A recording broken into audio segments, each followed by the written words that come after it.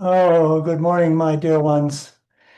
I want to offer a short prayer to begin, simply to ask that we are blessed by the divine power that's in each of us and all of us all around us, that we may feel that grace, feel that joy, feel that love, share it with each other, both in this place today and as we go forth. And may we just find some comfort and some maybe inspiration, I'm hoping, in something I say today. And if I don't, well, I tried, but I want you to keep it open because maybe there'll be some special moment for you. I'm praying and hoping that's the case and that we can both go forward. I will maybe feel something too and special, and we can go forth and create a better world in all your names and all your holy names. Amen. So I need to tell you that I'm more than old enough to remember a particular Burt Bacharach ballad, which you may recognize from the title of my message. And the very first couple of 3 lines, 4 lines go like this in my somewhat, less than perfect tenor. What the world needs now is love, sweet love. It's the only thing that there's just too little of. What the world needs now is love, sweet love. No, not just for some, but for everyone. And I begin today with this witness for love, because I believe that love was and is the central message of Jesus.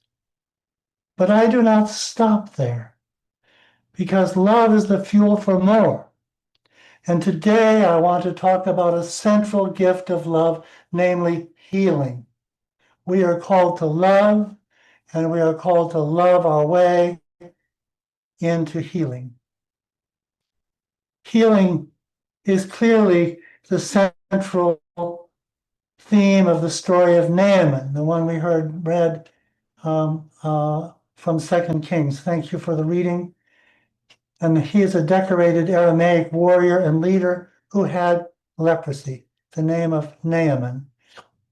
And as the story unfolds, we find the first act of healing, this time by a young woman captive in Naaman's household, who tells his wife, and I quote the text, "If only Naaman would see the prophet who's in Samaria, he would cure Naaman's leprosy." End of quote. But then we encounter a disruption of the sort that too often gets in the way of healing. The king of Israel sees a plot for war in the request from the king of Aram asking for healing for Naaman. I have to tell you, I sense some patriarchalism as the king of Israel. Like many other rulers, including those of today, you might even think of one particular name. They interpret the call to care for others as a power play against their authority. But in this case, love tries again, because Elisha learns the king of Israel tore his garments. And Elisha tells the king to have Naaman come to him.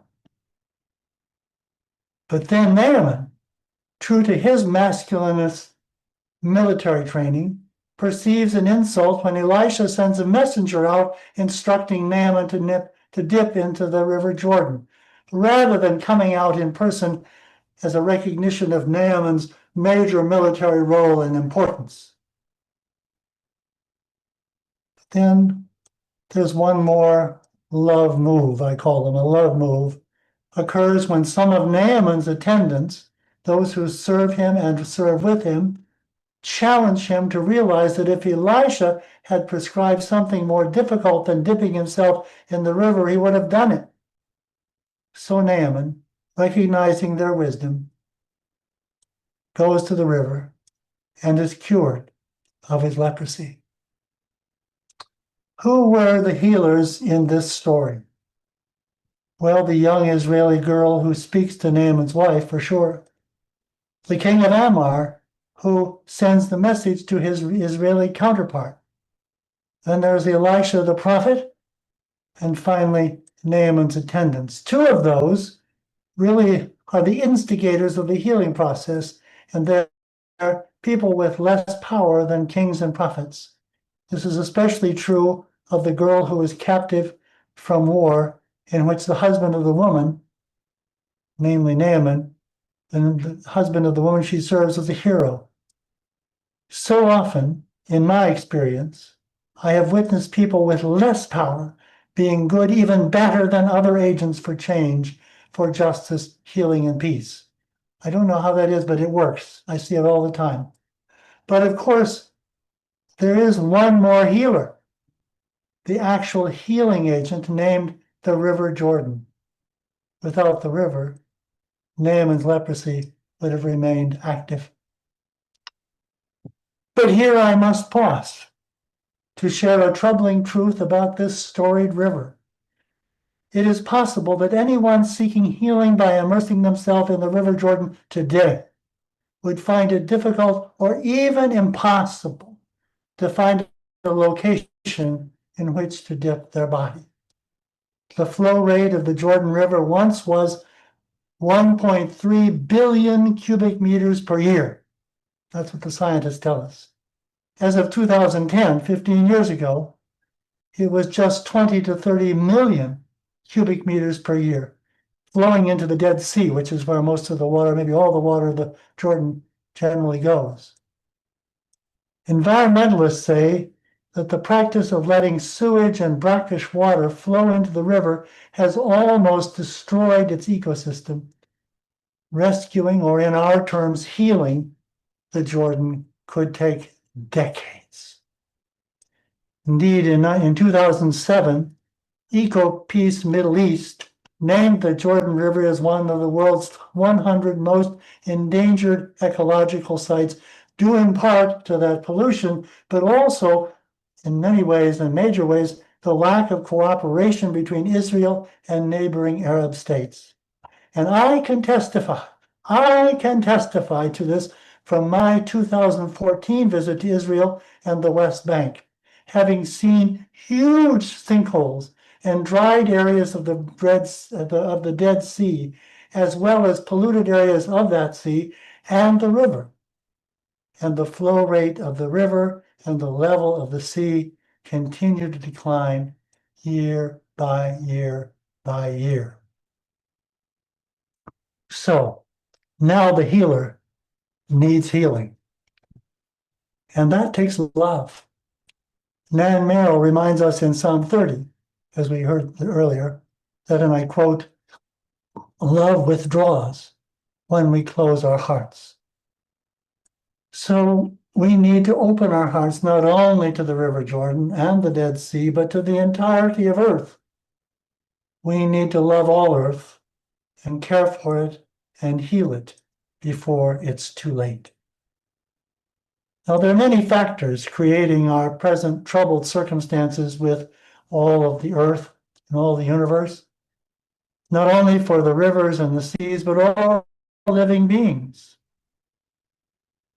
Nan Merrill reminds us in that sermon, in that psalm, that one of the causes is that when we let the pursuit of wealth dominate our lives, we are separated from love.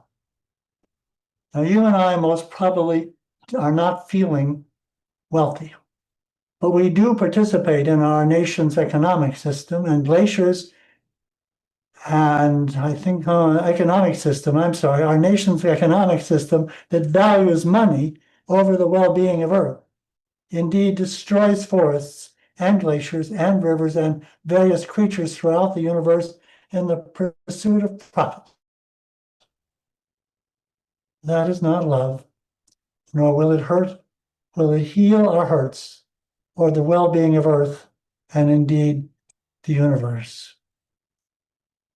On my own personal journey into and with ecological spirituality and theology, or as I call it, eco-spirituality and eco-theology, I have come to believe that the universe and all life within it, the universe and all life within it is fundamentally a blessing.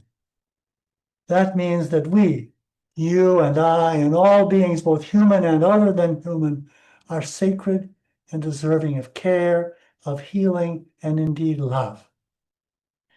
This includes not only my beloved trees, but also rocks and squirrels and birds and wolves and all animals. Don't forget, we are animals too, and they're worms and so many other life-giving beings below Earth's surface. And there are mountains and rivers and lakes and glaciers and air and stars and moon and sun and so many species, including those who are endangered. And as we focus our healing on all of us, it is important to remember that we humans receive much healing from our other than human kin, those I have just named and many others. In other words, we wouldn't have food for our bodies without them, nor would we see much beauty or breathe clean air or drink clean water, and so much more. We receive so much. We are healed every single day. In short, therefore, if we fail to come together, to love, to work, to heal our sacred universe, we will, all of us, like the Jordan and the Dead Sea, continue to disappear. To me, that means we must love the universe, all of it, all the sacred community. Now, we are called upon to treat each other with dignity and respect and indeed loving care. We know our MCC community is sacred. It certainly is for me. But for me, the universe is the larger sacred community of all beings. So, as the writer of Galatians reminds us, where we sow, there we reap. The more love we sow, the more love we reap. Therefore, let us, following Jesus, live our lives centered on love. Let us witness for love, for healing, for ourselves, our family, friends, and community, knowing that our community is more than our church, beyond our city or town or state or nation, indeed includes all those as well as all beings everywhere. So, my friends, let us cherish our own sacred souls and all the other sacred souls everywhere on earth, including the River Jordan and the Dead Sea and all those at risk. Let us become healings. Let us become healers as we receive healing from all that divine love provides in the universe. May it be so.